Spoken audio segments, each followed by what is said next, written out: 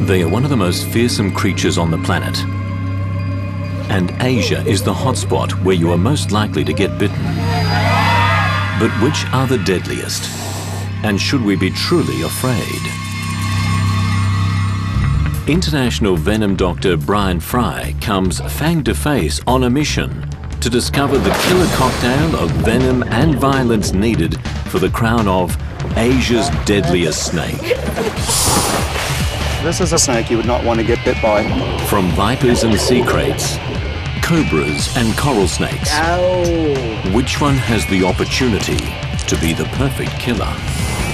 If you did get bitten by one of these, you're dying screaming.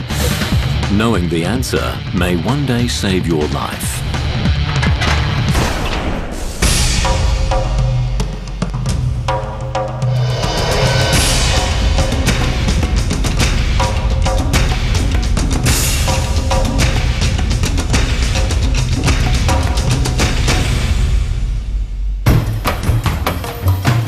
Brian Fry is one of the world's leading venom experts. Where most of us would flee, he deliberately seeks out danger. What a little beauty! He studies scorpions, jellyfish, and dragons. But his passion is one of nature's most lethal reptiles, snakes.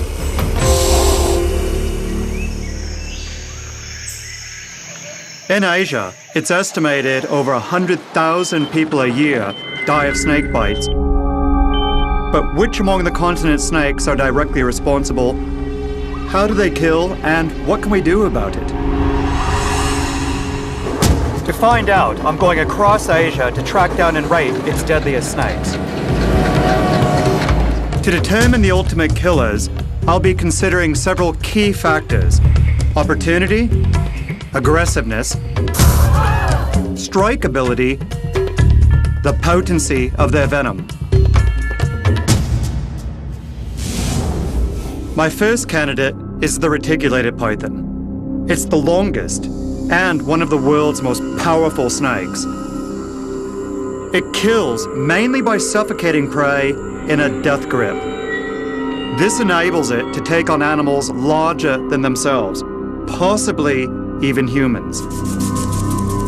So does the python's size and power really make it the ultimate killer? Does it have the opportunity? Reticulated pythons can be found throughout Southeast Asia. Some of the largest are reportedly found in Indonesia. I've traveled to the island of Bali in the heart of the country, where I find pythons living amongst human population. This certainly gives it the opportunity to be deadly. As everywhere in Asia, snakes and people are in close proximity, particularly in a ravine like this, which is a perfect spot for a python. There's lots of vegetation, there's nice deep caves. Now, could a child be taken by a python? Possibly. Not a small one like this. This one's only about 12, 13 feet. A big one, a 25, 28 footer, certainly could take and eat a child. There have been reports of this, but they're very rare and they're very difficult to substantiate. So it seems that opportunity hasn't made pythons deadly to us. What about its large size and power? Reticulated pythons can grow to a record-breaking 30 feet or so. Such a big snake can be much more of a handful than the one I saw by the river. But they're rare these days.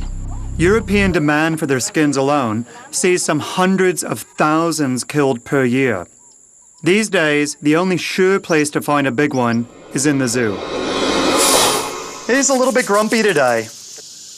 I would love to see one this big in the wild, but most of the ones that we're going to find on this island are going to be much smaller, probably around 3 to 4 meters or 12 to 14 feet.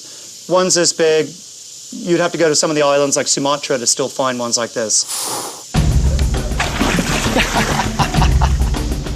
Obviously, the python has the aggression to be a threat, but the danger of facing a big one is slim.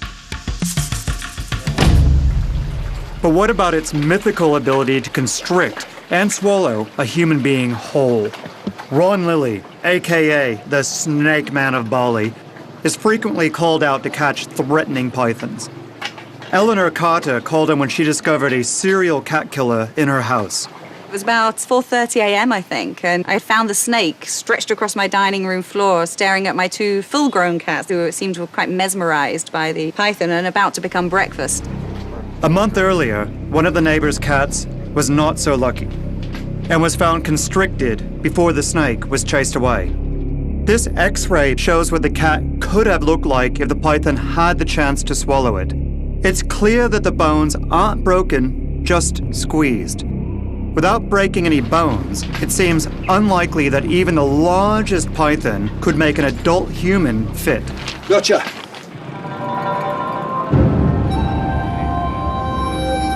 In Bali, I discovered that, by and large, people got on with pythons.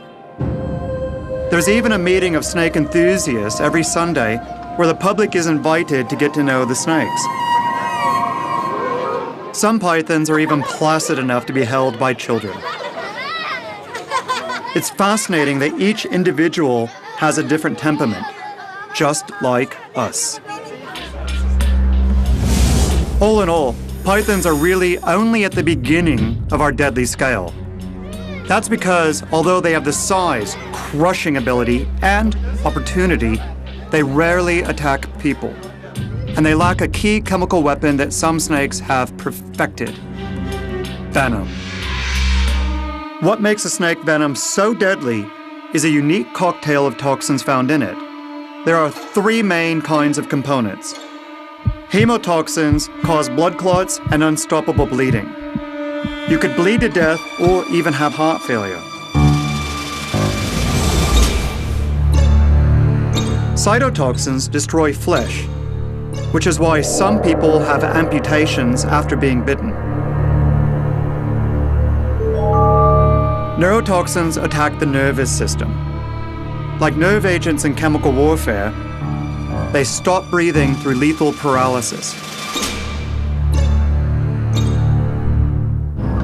Snakes combine these different types of toxins in deadly combinations, aimed to incapacitate a victim long enough so they can be eaten. So for the rest of my search for Asia's deadliest snake, I'm looking for candidates whose venom is toxic enough and delivered in large enough amounts to kill a human being. Like a murder detective, I'll also look out for other deadly clues, like a suspect's aggressiveness, opportunity, and the means to strike in one deadly blow.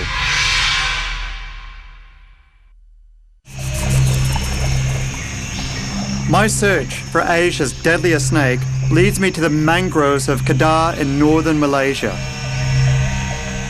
There's a potential candidate here that has venom as toxic as a cobra's. We're working the edge of the riverbanks here, and it's a particularly good spot for a lot of venomous snakes. The snake I'm really looking for is proving rather elusive. Just when I was about to give up my current location, I hit pay dirt. Oh, it's a big one!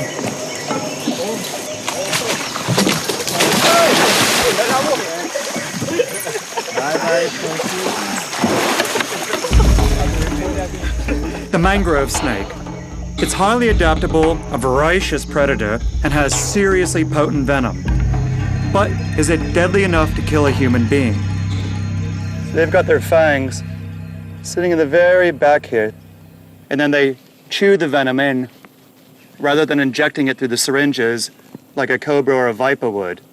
These snakes have venom as potent as a cobra's, but they don't have very much of it, and it's delivered much less efficiently to humans. What they do is they live at the edge of the branches and wait for birds. And because of that, their venom has been evolutionarily selected to be much more potent on birds than it is on mammals. I've had several bites by this kind of snake, and what they do is they give you a splitting headache, and they can affect your balance a little bit, makes you a bit giddy. So if I want to find Asia's deadliest snake, I'm going to have to look elsewhere. My deadly quest leads me further into Malaysia.